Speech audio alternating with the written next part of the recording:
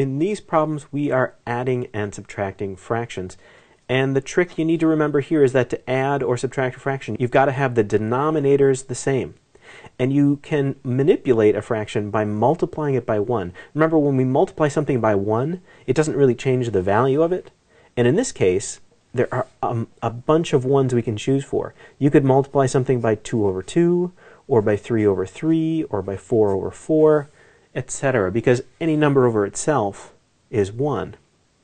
Now in this problem, if we multiply this first fraction, this negative 1/2, by 4 over 4, remember with multiplying fractions, you multiply across the top and across the bottom. 4 times 1, that's 4, and 4 times 2, that's 8.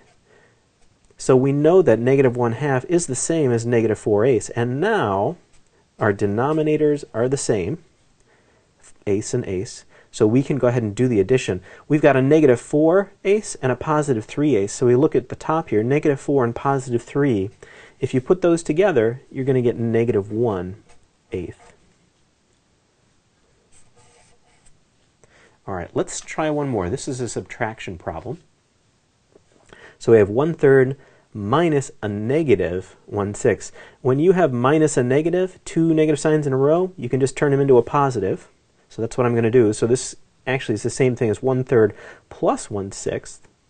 To get sixths over here, I'm going to multiply by the form of 1, that is 2 over 2. On the top, 2 times 1 is 2, and on the bottom, 2 times 3 is 6.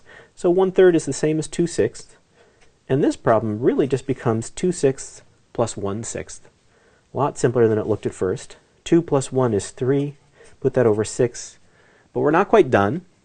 3/6 is not in simplest terms, so we need to reduce this fraction. And I do that by looking for something that I can divide the top and the bottom by. In this case, they're both divisible by 3. 3 divided by 3 is 1. And 6 divided by 3 is 2. So the answer is 1/2. So that's a little bit of work with adding and subtracting fractions.